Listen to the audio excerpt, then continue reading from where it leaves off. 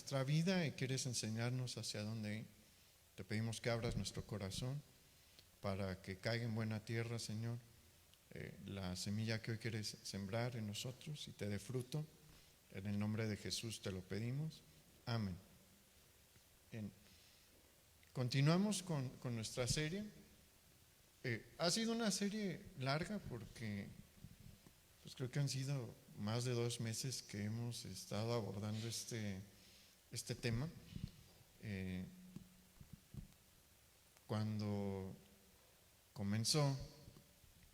me empecé a preparar para esta serie, estaba leyendo el libro de los Hechos y sentí esa pregunta del etíope a Felipe cuando le dice, ¿entiendes lo que estás leyendo? Y el etíope le dice, ¿cómo podré si alguno no me enseñare? Y es que ciertamente hay muchas cosas en la vida cotidiana, en la vida diaria, no nada más esta situación del COVID que nos agarró desprevenidos a todos y pues nos arrojó a un mar de interrogantes, ¿por qué está pasando esto? A nuestra generación le tocó esta situación y vamos a ser la generación del COVID y ha sido algo muy triste, sí, ha sido algo malo, sí, pero como hace varios meses mencionábamos, ha habido cosas peores, a la humanidad le ha tocado vivir cosas peores. Le aseguro, hermano, que no quiere vivir una guerra. Una guerra es mucho peor que lo que estamos viviendo ahorita.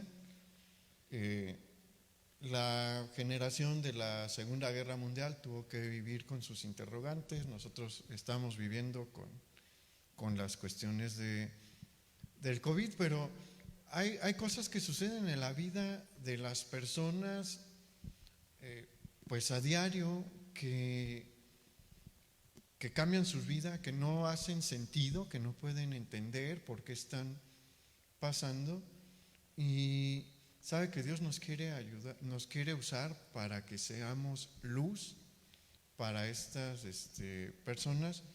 ¿Por qué? Porque como se titula esta predicación, nosotros tenemos la sabiduría de Dios.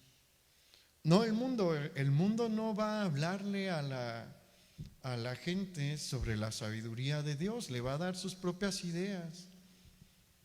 Y hay una enorme diferencia entre las respuestas que da el mundo a las respuestas que da Dios. Hay un video muy bueno, la verdad, de un filósofo cristiano, un doctor en filosofía cristiano, en el que pues expone en 3-4 minutos todas las consecuencias que se desprenden de una respuesta del mundo. Hay un sector del mundo que afirma que no hay Dios, ¿no? Y hay varios filósofos que en el siglo XIX hubo un brote fuerte de filósofos ateos, y en el siglo XX también hubo, ahorita hay. Y en conclusión, este filósofo, el doctor Craig, dice que la respuesta del mundo al afirmar que no hay Dios es mera desesperación. Lo único que trae al corazón del hombre es desesperación, ausencia de esperanza, ausencia de sentido y dirección. Y pues es una respuesta horrible, muy distinta a la respuesta que da Dios, porque la respuesta que da Dios lo que trae es esperanza, lo que trae es ánimo, lo que trae es vida. Son polos opuestos, la sabiduría de Dios y la sabiduría del mundo. Y hoy vamos a ver en el libro de Daniel un claro ejemplo de la condición en la que se encuentra el mundo, pero también muchas familias que están cerca de nosotros. Y ahí también vamos a ver un ejemplo de nuestra función en esta tierra, porque Daniel fue luz. En el lugar donde él se encontraba, él fue luz siempre. Y también nosotros debemos de ser luz en cualquier lugar donde Dios nos ponga, porque somos los guardianes de la revelación especial de Dios. Existe una revelación general de Dios, que la Escritura nos la señala. La revelación general de Dios se ve en la creación. La creación es tan espléndida, la creación es tan bonita, que nos debe de llevar a reconocer al Creador, a entender que alguien lo creó todo, que todo está diseñado de esta manera tan perfecta por una mente brillante, ¿no? Pero hay una revelación especial, porque la creación, pues sí nos dice que hay un ser muy, muy grande, muy, muy poderoso, con una mente muy brillante, que diseñó todo el universo en el que vivimos. Pero hasta ahí nos quedamos con la revelación general. La revelación especial nos va a mostrar quién es Él, cuál es su carácter, cuál es su nombre, qué es lo que espera de nosotros, cómo nos podemos acercar a Él. Nosotros somos los portadores, los guardianes de esta revelación especial. Y mire, hay muchas cosas que pasan en la vida de una persona que se rinde al Señor Jesús. En el momento en el que nosotros le pedimos perdón por nuestros pecados y le pedimos que nos ayude a dejarlos y le pedimos que sea Señor de nuestras vidas y que nos salve, que nos dé la vida eterna, en ese momento Él nos da todo esto y pasan un montón de cosas en nuestro espíritu. No nos damos cuenta, pero pasan. ¿Qué pasó cuando nosotros hicimos esto? Bueno, la primera cosa es que nuestra alma se salvó y nuestro espíritu comenzó a vivir. Ante los ojos de Dios, la Escritura enseña que todo aquel que está en sus pecados está muerto, está separado de Dios. Pero a través de Jesús tenemos vida ante los ojos de Dios, estamos en una buena relación con Dios. Otra cosa que pasa es que cambiamos nuestro bando, porque originalmente todos nacemos siendo militantes del reino de las tinieblas. Todos heredamos el pecado de Adán, y cuando somos conscientes de lo que hacemos, todos pecamos, todos hacemos pues un montón de cosas, ¿no? Desde ser egoístas hasta ser groseros. Y desde niño, cuando uno ya tiene uso de razón, comienza a pecar, miente y demás. Pero cuando somos rescatados por Jesús, dejamos de ser militantes del reino de las tinieblas para ser militantes del reino de la luz. Y vienen grandes responsabilidades sobre nosotros. ¿Por qué? Porque nos convertimos en soldados. ¿Y dónde dice la Biblia que nos convertimos en soldados? Acompáñame por favor a Efesios capítulo 6, versículo 13. Aquí es una instrucción, no dice específicamente el Señor son soldados ya míos, ¿no? Pero vamos a leer lo que dice este pasaje. Efesios capítulo 6, versículo 13, dice: por tanto, tomad la armadura de Dios para que podáis resistir en el día malo, y habiendo acabado todo, estar firmes. Si a usted le gusta la historia como a mí, pues sabe que no todas las personas en ese tiempo tienen una armadura. las armaduras únicamente las tienen los soldados. Aquí el apóstol Pablo está haciendo referencia a, sobre todo quiere traer a la idea la figura del soldado romano. El soldado romano tiene una armadura muy completa. De hecho, las armas desarrolladas por los romanos fueron innovaciones militares grandísimas, eran de alta calidad, de alta precisión. Y la cosa es que solamente las portaban los soldados. Si nos remontamos a tiempos un poquito más antiguos, vamos a encontrar que todas las ciudades tenían su ejército propio. Y había un grupo de hombres que se dedicaba exclusivamente a las actividades militares, pero pues a menos de que les tocara estar en la guardia, en los muros, en las partes altas de los muros y en ciertos lugares estratégicos, pues estaban vestidos de una manera ligera. Pero cuando viene un enemigo, es decir, no todos traen la armadura todo el tiempo. Las armaduras están en la armería. Es un lugar especial cerca de los muros de la ciudad donde llegan todos los soldados y ahí se empiezan a poner la armadura. Esa es la idea que está trayendo el apóstol Pablo en este versículo. A la armería solo entra el soldado. El que va a entrar a ponerse la armadura es el que tiene el oficio de soldado, no o el que es el guerrero de la ciudad. Y por eso allí el apóstol Pablo nos está diciendo, pues pónganse ustedes las armaduras. ¿Por qué? Porque todos ustedes son soldados del reino de Dios. Otra cosa de la que no se habla mucho, pero que es una realidad que pasa en nosotros cuando somos rescatados por Jesús, es que nos convertimos en reyes y sacerdotes. Acompáñenme, por favor, Apocalipsis capítulo 1, versículo 6.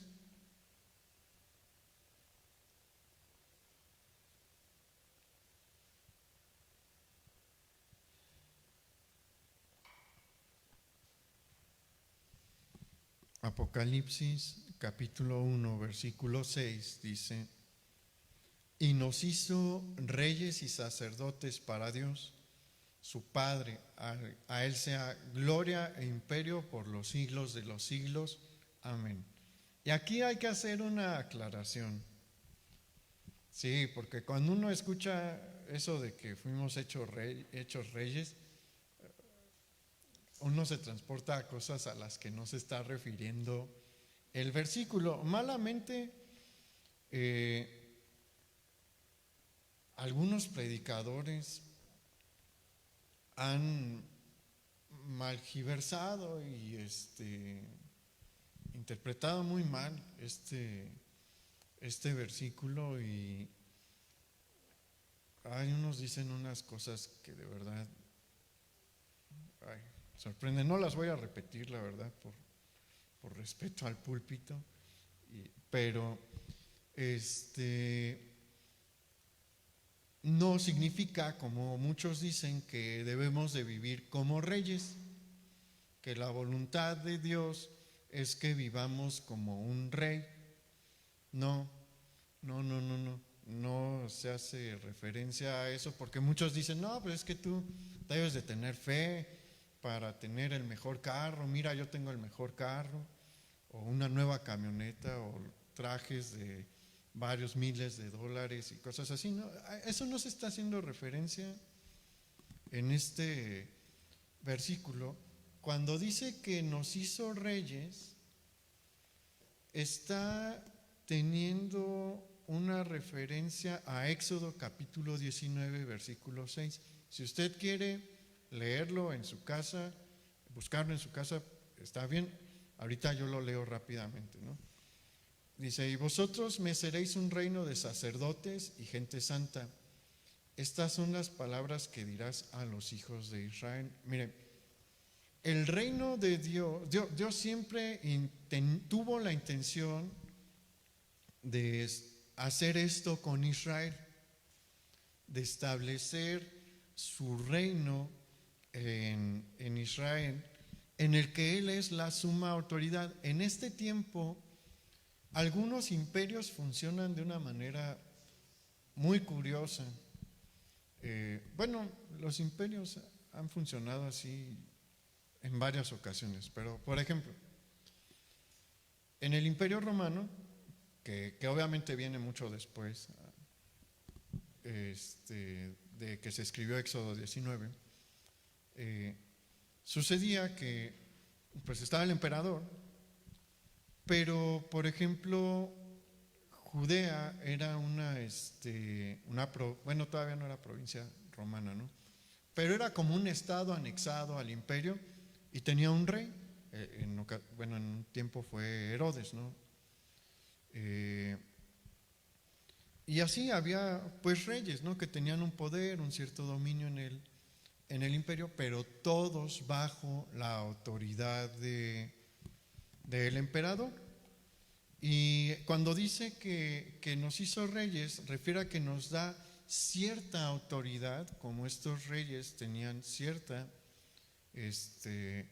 autoridad, pero todos estaban bajo la dirección y bajo el poder y la cobertura del gobernante supremo, que en ocasiones era un emperador, ¿no?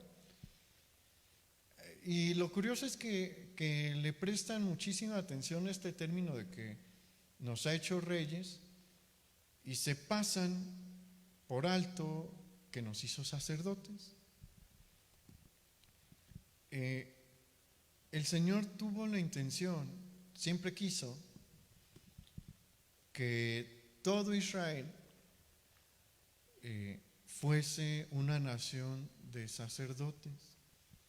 Acuérdese que el sacerdocio levítico, el sacerdocio del Antiguo Testamento, es una cosa muy distinta al sacerdocio católico romano, son cosas completamente diferentes. Para empezar, ¿no? Los sacerdotes en el Antiguo Testamento se casaban y tenían hijos, entre mil y un diferencias que hay, ¿no?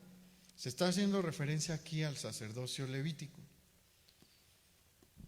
Si usted se acuerda, cuando Moisés va a recibir los 10 mandamientos, Dios empieza a hablar en el monte Sinaí y la gente se asusta y le dice: Moisés, ¿sabes qué? Ve y habla tú con Dios y dinos lo que Dios te quiere decir. Dios quería comunicarse directamente con el pueblo, pero el pueblo no quiso.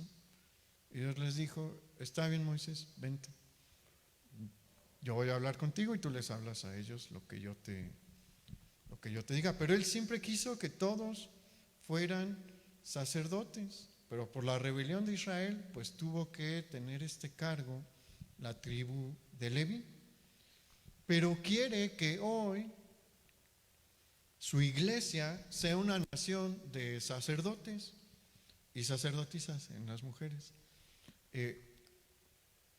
Obviamente no quiere que regresemos a los rituales del tiempo del Éxodo, pero sí quiere que cumplamos con una de las funciones más importantes del sacerdote.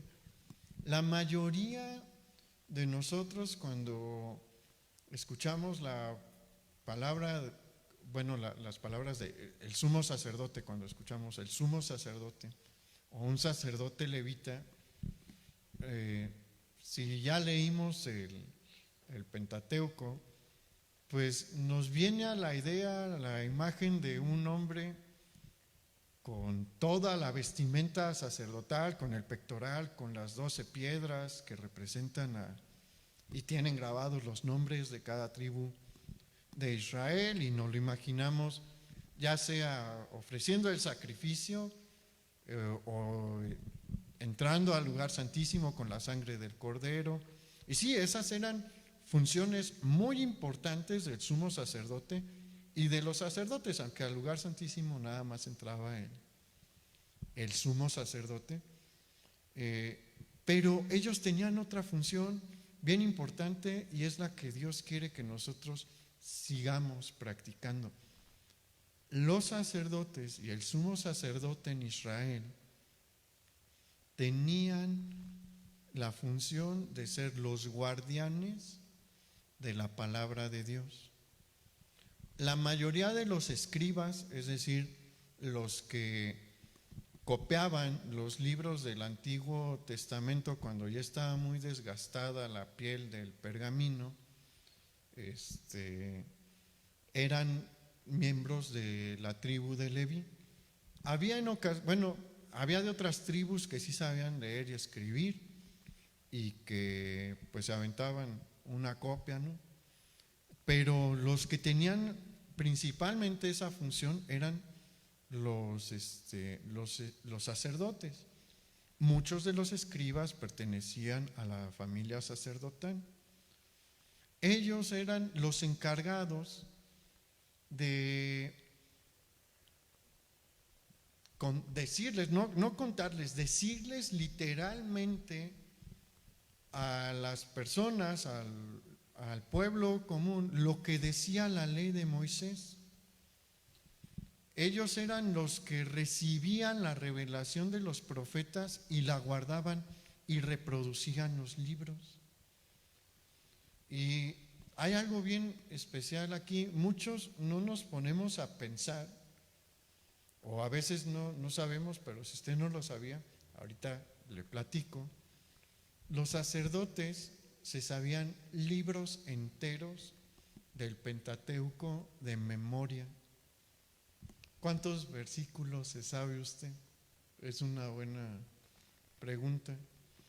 Una cosa básica para todo aquel que enseñaba la ley era el decálogo, los 10 mandamientos. ¿Se lo sabe? Se sabe, ni siquiera es todo Éxodo 20, son nada más unos versículos de Éxodo 20 donde están los 10 mandamientos. ¿Se lo sabe? Para ellos era la cosa más básica. Y mire, hemos perdido la buena costumbre de memorizar versículos de la Biblia. Y es muy triste. Yo he visto el cambio, honestamente he visto el cambio. Ya le he dicho que aunque tengo cara de niño y me veo chico, no estoy tan chico, y he visto mucho en el cristianismo. Y bueno, Tori y Caro se acuerdan porque ellos han estado con nosotros pues todo mi camino desde que yo me acuerdo de ellos. Y hubo un tiempo en el que en la iglesia se hacían concursos de aprendizaje de pasajes de la Biblia, y adultos jóvenes y adolescentes participaban y nos aprendíamos porciones grandes. Y bueno, el concurso fue una manera como de estimular, ¿no? Sobre todo a los que estaban en el instituto en ese tiempo, pues los empujaban, ¿no? Pero debería de ser algo que nace de nuestro corazón. Mire, cuando yo me aprendí esa porción de Éxodo 20, porque yo sí me la aprendí, no es por presumir, lo hice porque decía, bueno, es que esto es bien importante y vale la pena que me lo aprenda. Una vez intenté el Salmo 119, pero la verdad ese sí está bien largo. Entonces, pero mire, es importante, es importante. Ellos lo hacían porque era necesario. En ese tiempo no todas las personas tenían un libro de la Biblia en casa. ¿Con quién iban? Con los sacerdotes. ¿Por qué? Porque ellos sí los tenían o se los sabían de memoria. Es bien importante conocer la Biblia. Conocer la Biblia sí es algo en lo que yo hago mucho énfasis. Si usted me escucha mis predicaciones va a ver que de cuando en cuando siempre menciono esto.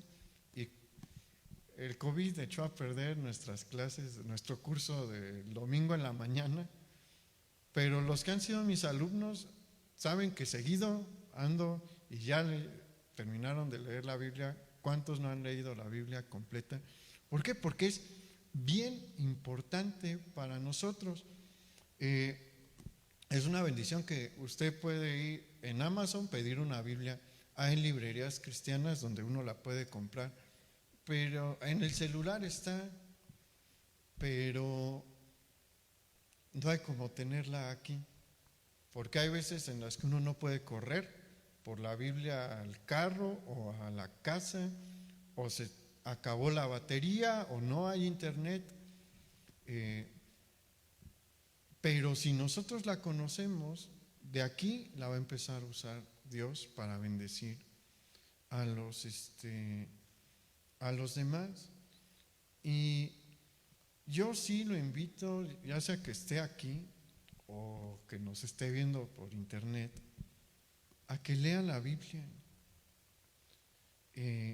a que la estudie de verdad.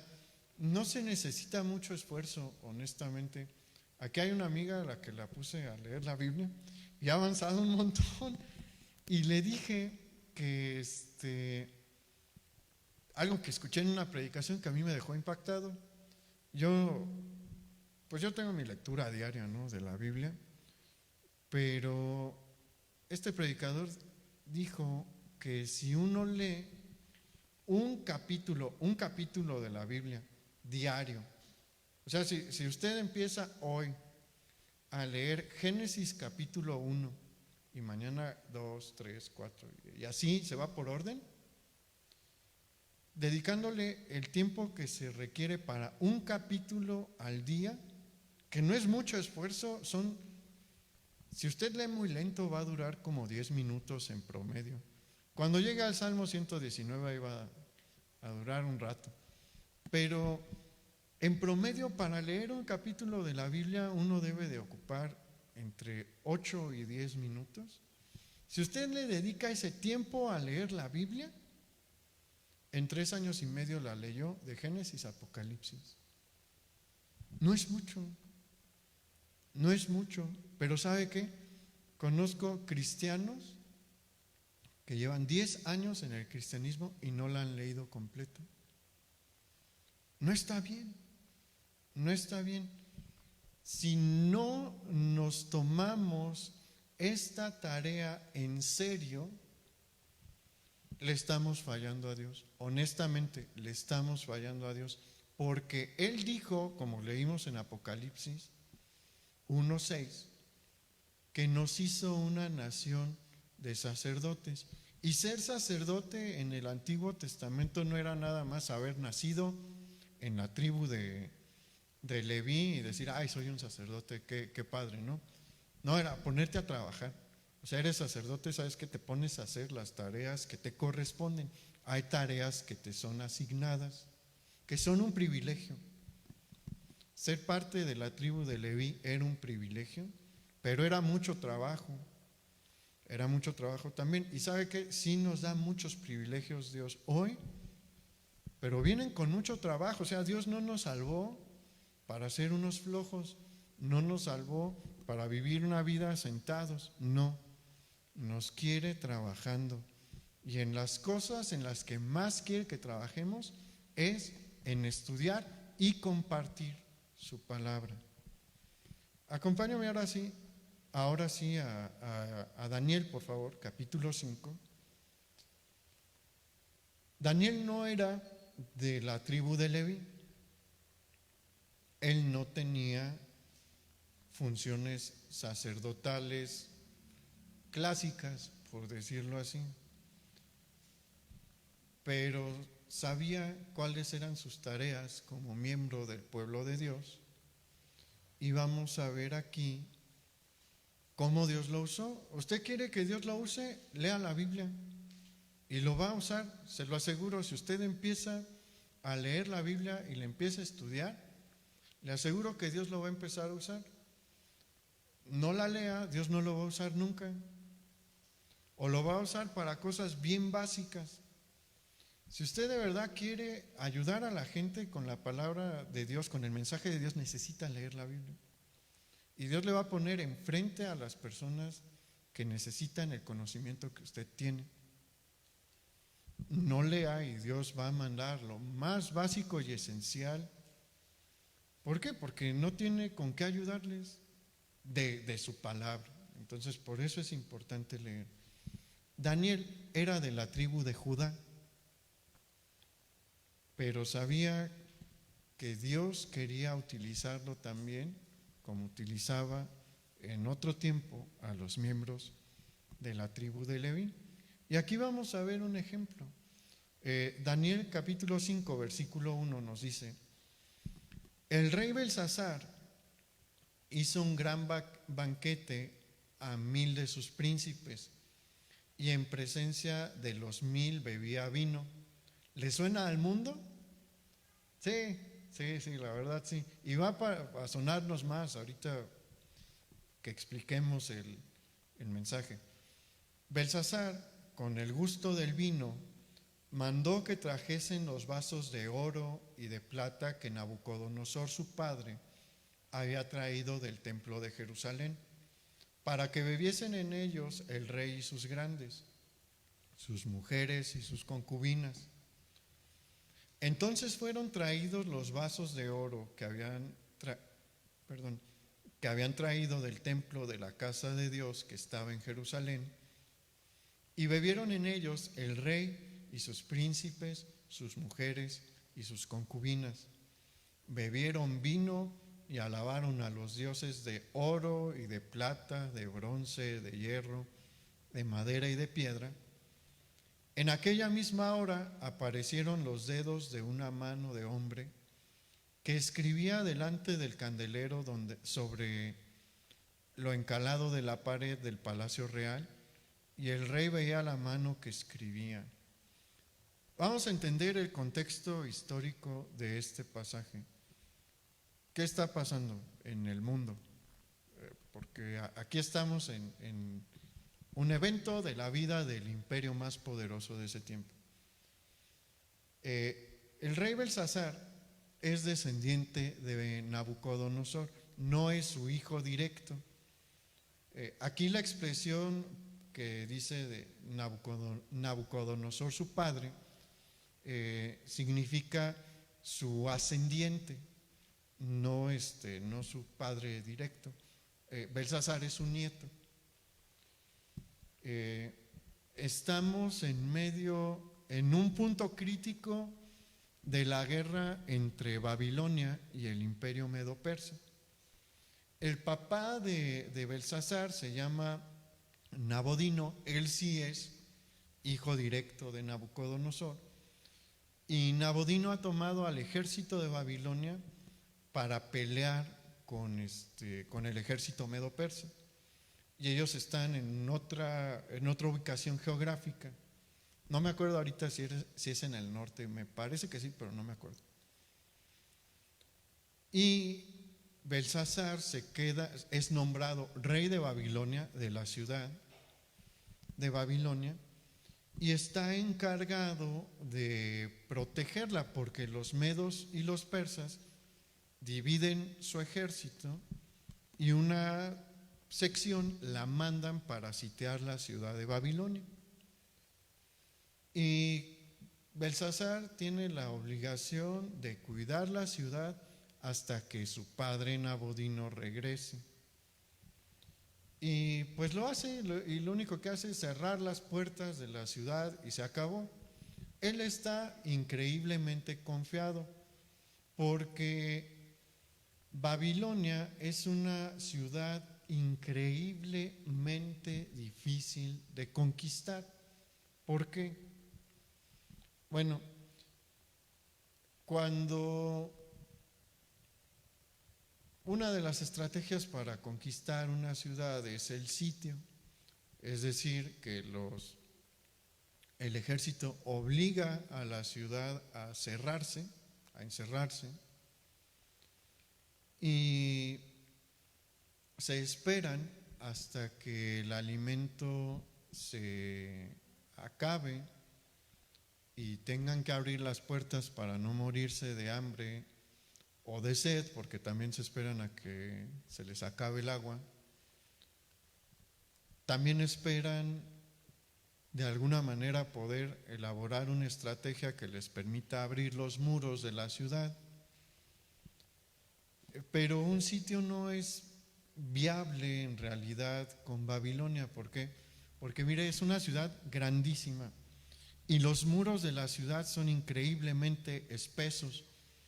Se cree que 4 carros podían, carros con caballos, podían transitar en la parte superior de los muros. Entonces, abrir una brecha allí no iba a pasar, no iba a suceder.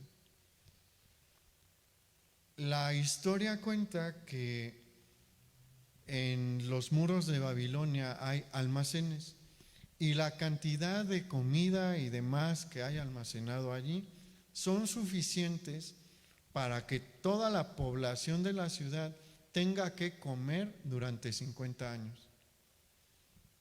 Y el agua tampoco es un problema porque en medio de la ciudad pasa el río Éufrates. Entonces siempre hay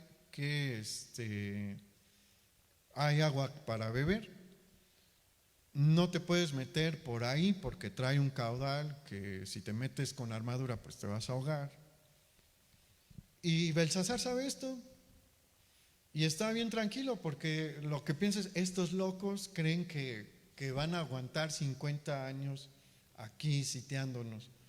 En 3, 4 años, si no regresa papá, era como un junior Belsasar, la verdad. ¿Sí? Papi va a venir y nos va a salvar a todos en unos meses. Entonces, ¿qué vamos a hacer? Vamos a beber. Esa fue la reacción de Belsasar. Y arma una fiesta en Palacio Real con sus amigos más cercanos y a beber. Era una fiesta terrible, ¿no? No hace la mención de tantas mujeres nada más porque sí, era una fiesta para la pura perversión y degenere. Y de borracho se le ocurre hacer una verdadera, perdóneme la palabra, tontería, porque ¿cuántos saben que el alcohol no trae nada bueno y hace que las personas hagan cosas que en sus 5 sentidos no harían? Pero como no están en sus 5 sentidos, pues hacen barbaridad y media, como la que hizo Belsasar, porque mandó traer las copas que Nabucodonosor se trajo del templo de Jerusalén. Esas copas eran de oro y plata y eran para el uso exclusivo del servicio a Dios en el templo. Nabucodonosor tuvo que mostrarle respeto a Dios. Con el paso del tiempo ganó un profundo respeto hacia Dios, porque a través de Daniel Dios le revela un sueño a Nabucodonosor y el significado que este sueño tenía. Y Dios envió a la locura, es decir, Nabucodonosor se volvió un loco literal por 7 años, porque Dios lo determinó para que aprendiera humildad. Y después de eso Nabucodonosor dijo, el Dios de Daniel es un Dios especial, lo voy a respetar. Y todos aquí en el reino de Babilonia lo respetan también. Belsasar no sabemos si conoció a su abuelo, tal vez no sé la verdad. Pero su papá sí, Nabodino sí conoció a su papá Nabucodonosor. Y seguramente supo estas cosas que hizo Dios a través de Daniel. Pero a Belsasar, por el alcohol, le da por olvidarse de eso. Y ofende a Dios. Hay dos maneras de ofender a Dios. Hay quienes ofenden a Dios por ignorancia. ¿Se acuerda cuando vimos la miniserie de Jonás? Que los de Nínive pues eran ignorantes, ¿no? Y Dios decía, ellos no saben distinguir entre el bien y el mal, no saben distinguir entre su izquierda y su derecha. Hay quienes están en esa condición y necesitan que vaya alguien como Jonás para corregirles. Pero hay otros que son como Belsasar, que sí saben lo que están haciendo, traen la influencia de otras cosas, ¿no? Él trae la influencia del vino, pero Belsasar sabía que esas copas no se tocaban, pero no le importó. Y sabe que en ese tipo de situaciones Dios manda siempre un castigo. La violación que estaba haciendo Belsasar era muy, muy grande, por eso la manifestación de Dios va a ser muy impactante, porque ahí en medio de todo lo que sucedía en la fiesta, de repente aparece una mano en un lugar donde todo el mundo lo podía ver, porque ahí al lado del candelero, ¿no? Que era el que alumbraba la habitación, y comienza a escribir algo en la pared con los dedos.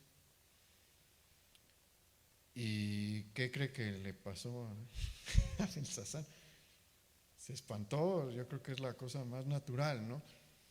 La humanidad, antes de pasar al siguiente texto, está ahorita en una condición como la de Belsasar. En la parte del mundo donde nosotros vivimos, en Occidente, los valores judeocristianos han estado bien presentes en nuestra cultura por milenios, por cerca de 2 milenios. El matrimonio le quedó muy claro qué era al mundo occidental, es decir, a Europa, a América después de la conquista, a Australia después de la conquista, una parte de Medio Oriente, una buena parte del norte de África. Le era muy, muy claro qué era el matrimonio, le era muy claro qué estaba bien y qué estaba mal. ¿Y qué es lo que estamos viendo el día de hoy? Estamos viendo de buenos sectores de la sociedad, sobre todo de los jóvenes.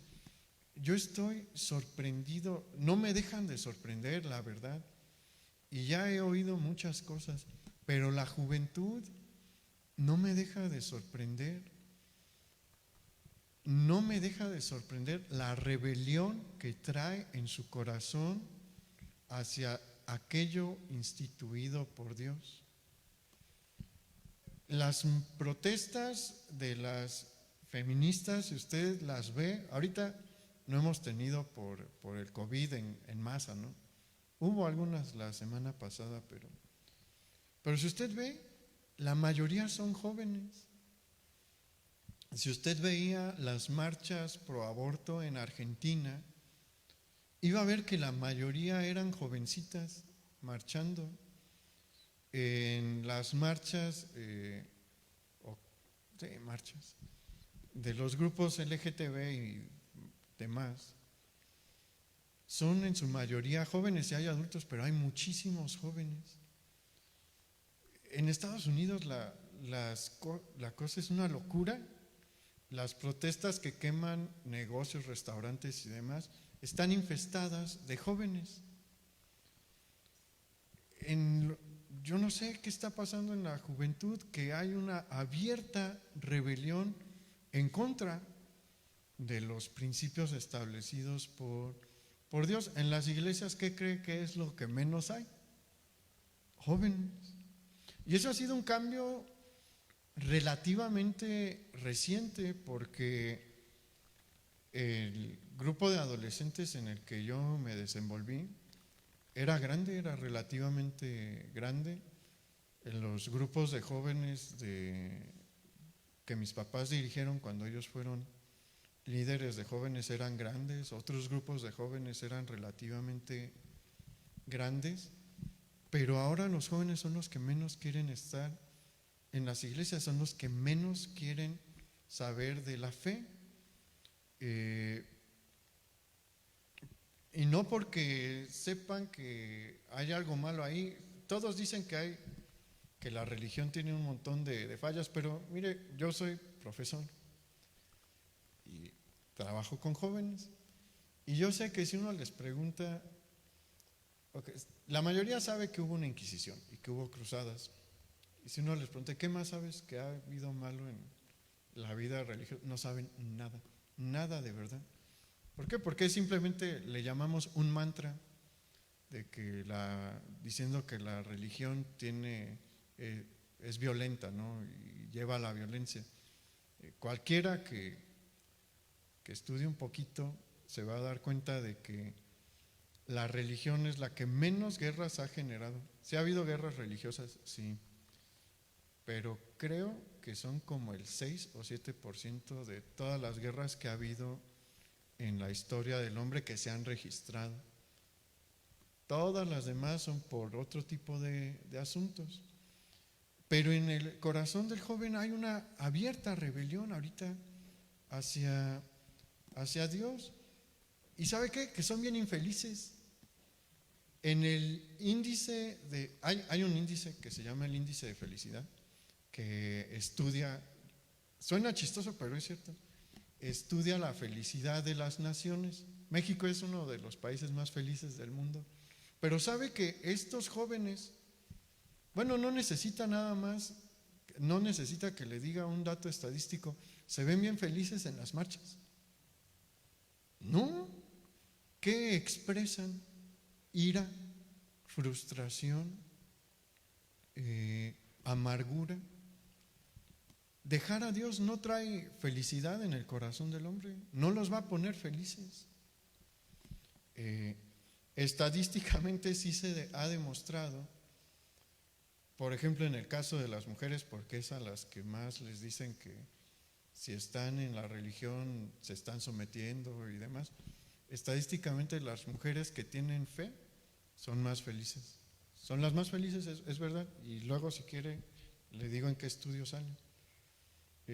Porque no me puedo detener en eso, pero el mundo está en esta condición como Belsasar, conociendo hace el mal, conociendo ofende a Dios, y ¿sabe qué? Empiezan a haber consecuencias, porque Dios no, mucha gente dice, bueno, a los malos no siempre les va mal, sí les va mal, nada más que usted no ve.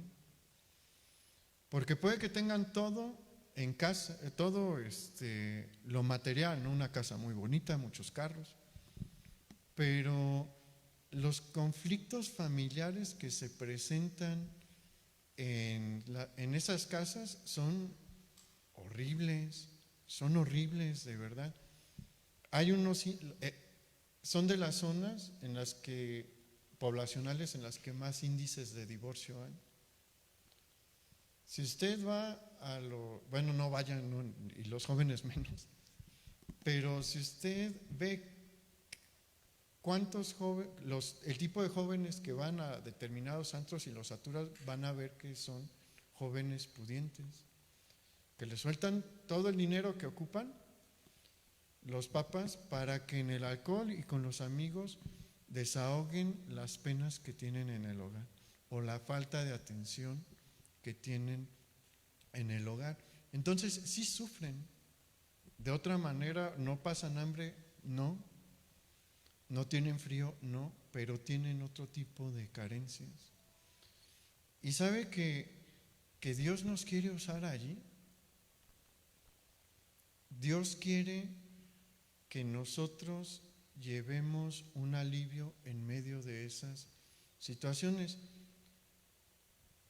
Dios no puso ese mensaje en la pared nada más para asustar a Belsasar. Vamos a ver qué es lo que sucedió. Acompáñame al versículo 6. Dice, entonces el rey palideció y sus pensamientos lo turbaron, y se debilitaron sus lomos y sus rodillas daban la una contra la otra. El rey gritó en alta voz que hiciesen venir magos, caldeos y adivinos. Y dijo el rey a los sabios de Babilonia: cualquiera que lea esta escritura y me muestre su interpretación, será vestido de púrpura y un collar de oro llevará en su cuello y será el tercer señor en el reino. Entonces fueron introducidos todos los sabios del rey, pero no pudieron leer la escritura ni mostrar al rey su interpretación. Entonces el rey Belsasar se turbó sobremanera y palideció, y sus príncipes estaban perplejos. Belsasar hizo lo que cualquier persona del mundo haría cuando viene algo inesperado a su vida, algo que le incomoda, algo que le genera un problema. ¿Qué hizo Belsasar? Fue a buscar la sabiduría del mundo. Le pidió a los magos de su corte, a los adivinos de su corte, que le dijeran qué significaba esa inscripción en la pared. ¿Qué es lo que hacen la mayoría de los matrimonios cuando tienen problemas?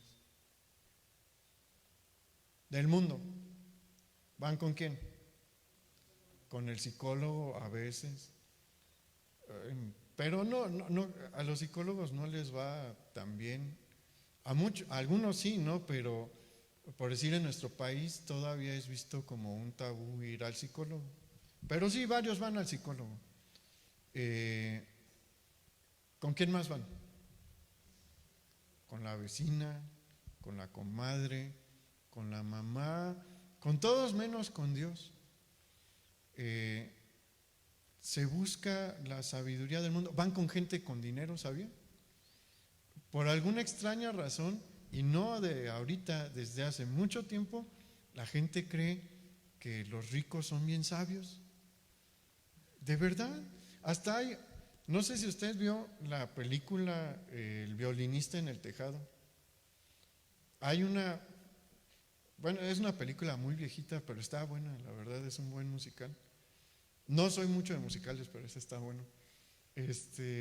Hay una canción en la que el principal de la película empieza a cantar Si fuera un hombre rico, y en una parte de la canción dice, si fuera rico, todo el día vendrían a buscarme para que les resuelva sus problemas. Y dice una verdad allí en la canción, porque dice: y la verdad no importaría si lo que les digo está bien o está mal, porque cuando eres rico la gente cree que sabes. Y sí, es cierto, la gente cree que los ricos tienen la solución, que son muy sabios, pero ¿sabe qué? En la mayoría de los casos no. Hay algunos que sí, pero en la mayoría de los casos, fuera del área en la que se desenvuelven, pues no estoy tan seguro de que le puedan dar un buen consejo. Algunos sí, sobre todo si conocen la palabra de Dios. Si conocen la palabra de Dios, claro que le pueden dar un buen consejo. Y hay hombres que han hecho dinero, que son sabios, sí los hay. Pero no el hecho de que sean ricos los hace sabios, eso sí no.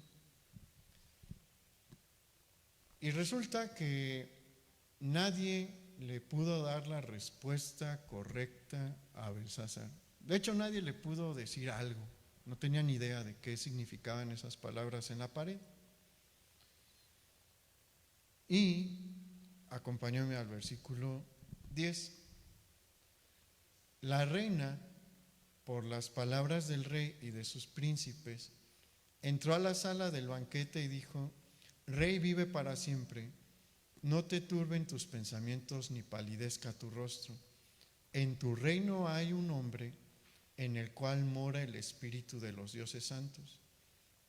Y en los días de tu padre se halló en él luz e inteligencia y sabiduría, como sabiduría de los dioses, al que el rey Nabucodonosor tu padre, oh rey, constituyó jefe sobre todos los magos, astrólogos, caldeos y adivinos, por cuanto fue hallado en él mayor espíritu y ciencia y entendimiento para interpretar sueños y descifrar enigmas y resolver dudas. Esto es, en Daniel, al cual el rey puso por nombre Belsasar.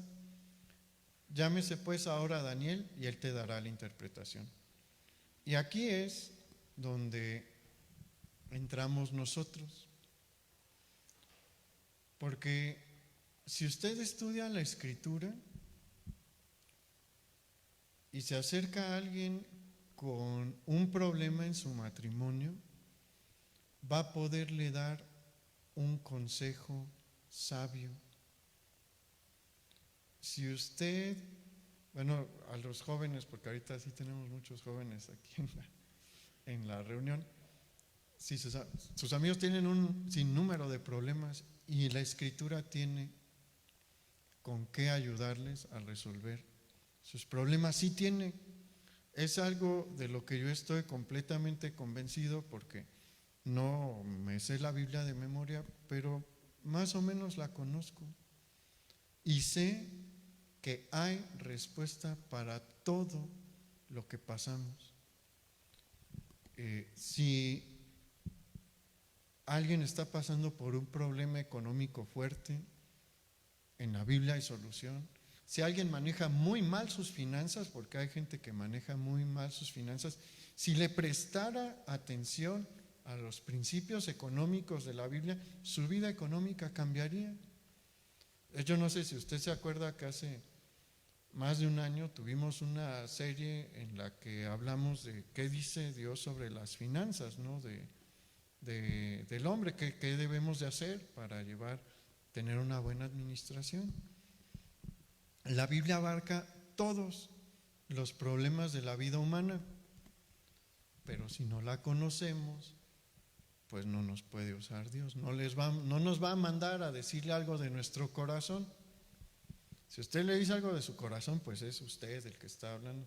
Pero Dios, cuando alguien conoce la Escritura, sí nos usa para iluminar a los demás, para despejar las nubes de dudas que hay en las mentes de nuestros seres queridos, de nuestros amigos o de alguna persona que se topó con nosotros y que necesita una palabra de parte de Dios. Daniel en este momento llevaba probablemente décadas sin ser llamado a la presencia del rey. Después de Nabucodonosor, su hijo y su nieto no le prestaron atención. Daniel no estaba triste. Daniel sabía que Dios lo iba a usar en el momento adecuado. ¿Y qué hacía él? Prepararse, seguir conociendo a Dios, seguir teniendo una buena relación con Dios. Y llegó el momento en el que fue necesario que él se presentase. Y veamos qué pasa en el versículo 18. Porque sí, Daniel se presenta ante Belsasar y Daniel ya sabe, Dios ya le dijo qué está pasando. Y empieza a decirle esto al rey. El Altísimo Dios, oh rey, dio a Nabucodonosor tu padre el reino y la grandeza, la gloria y la majestad. Y por la grandeza que le dio, todos los pueblos, naciones y lenguas temblaban y temían delante de él. A quien quería mataba y a quien quería daba vida, engrandecía a quien quería y a quien quería humillaba. Mas cuando su corazón se ensoberbeció y su espíritu se endureció en su orgullo, fue depuesto del trono de su reino y despojado de su gloria, y fue echado de entre los hijos de los hombres, y su mente se hizo semejante a la de las bestias, y con los asnos monteses fue su morada. Hierba le hicieron comer como a buey, y su cuerpo fue mojado con el rocío del cielo, hasta que reconoció que el Altísimo Dios tiene dominio sobre el reino de los hombres, y que pone sobre él al que le place. Y tú, su hijo Belsasar, no has humillado tu corazón sabiendo todo esto, sino que contra el Señor de los cielos te has ensoberbecido, e hiciste traer delante de ti los vasos de su casa, y tú y tus grandes, tus mujeres y tus concubinas, bebisteis vino en ellos. Además de esto, Diste alabanza a los dioses de plata y oro, de bronce, de hierro, de madera y de piedra, que ni ven, ni oyen, ni saben, y al Dios en cuya mano está tu vida y cuyos son todos tus caminos, nunca honraste. Entonces de su presencia fue enviada la mano que trazó esta escritura, y la escritura que trazó es Mene, Mene, Tekel, Uparsin. Esta es la interpretación del asunto. Mene, contó Dios tu reino y le ha puesto fin. Tekel, pesado has sido en balanza y fuiste hallado falto. Peres, tu reino ha sido roto y dado a los medos y a los persas. El problema de Belsasar era el mismo de la humanidad. Decidió ignorar a Dios, ensoberbecerse y hacer su voluntad. Y venía un castigo inminente. Dios le estaba diciendo: te voy a quitar del reino. Acuérdese que él estaba muy seguro, muy contento y muy feliz, confiado en la seguridad de sus murallas y de sus almacenes. Pero para Dios no significa nada estas murallas, y él tiene 1001 instrumentos para cumplir con sus juicios, y ha decidido que Belsasar lo ofendió demasiado y lo va a remover. Y hay ocasiones en las que Dios le da advertencias a las personas que están cerca de nosotros de que algo malo viene, y quiere usarnos a nosotros para mencionarles esto con la esperanza de que se arrepientan. Dios siempre nos da una oportunidad para arrepentirnos, y es un mecanismo que Dios ha usado hasta en nuestro propio cuerpo, porque hasta donde yo sé, por algunos cardiólogos, yo nunca he ido al cardiólogo, pero he escuchado de los cardiólogos que el cuerpo siempre da señales antes de que venga el paro cardíaco, el ataque al corazón. Te da señales que te dicen: hey, ya te excediste en las grasas, ya bájale al colesterol, empieza a hacer ejercicio. Y si uno hace atención a esas señales, ¿qué cree que pasa? Pues evita el infarto o el ataque al corazón y demás. No haga caso, y tal vez la cuente, tal vez no. También Dios obra así con nosotros cuando le estamos ofendiendo, incluso con los no creyentes, y les manda una señal. Y nosotros podemos, hay veces que ellos van a decir: es que no entiendo por qué me está pasando esto. Y nosotros ahí nos podemos acercar y decirles que, ¿sabes qué? Esto que haces va en contra de Dios. Dios quiere perdonarte y arreglar esta situación. Dios puede arreglar esta situación, pero ¿sabes qué? Te tienes que ajustar a su camino. Eso fue lo que, bueno, con Belsasar fue otra situación, pero Daniel iba a explicarle qué estaba pasando. ¿Y sabe qué hizo Belsasar? Le dijo: te ganaste el premio que prometí, gracias por decirme de qué se trata. Aquí está tu manto de púrpura, toma tu collar de oro, y muchas gracias, estuvo muy buena tu interpretación. No le hizo caso. No le hizo caso. Y así va a pasar con algunos casos también. Dios los va a usar para decirles la advertencia, y puede que no nos escuchen. No nos debe de mortificar eso, no nos debe de hacer sentir mal. Va a pasar, pero lo que debemos hacer es seguir teniendo ánimo, porque no sabemos cuándo Dios nos va a poner a alguien que sí va a hacer caso, y al que vamos a bendecir llevándoles la luz de Dios. Tristemente, para aquellos que deciden ignorar la advertencia de Dios, les alcanza el juicio. Y eso pasó con Belsasar. Belsasar estaba increíblemente confiado de que no le iba a pasar nada, que no había manera de entrar a Babilonia. Obviamente Daniel no sabía qué estaba pasando fuera de los muros de Babilonia, pero sabía que Dios había emitido un juicio y que se iba a cumplir esa misma noche, porque a muchos kilómetros de ahí, otra parte del ejército persa está terminando de hacer una desviación del caudal del río Éufrates y paulatinamente van disminuyendo su caudal a tal punto que es posible caminar por el cauzal que atraviesa la ciudad a pie.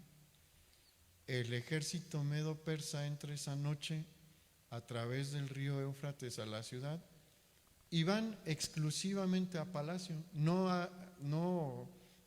hacen una matanza en la ciudad de Babilonia, no, van nada más a palacio. ¿Y qué cabeza creen que están buscando? La de Belsasar. Esa noche muere Belsasar. Hay ocasiones en las que va a ser así, pero ¿sabe qué? Va a haber ocasiones en las que la persona menos probable nos va a hacer caso. Daniel lo sabía.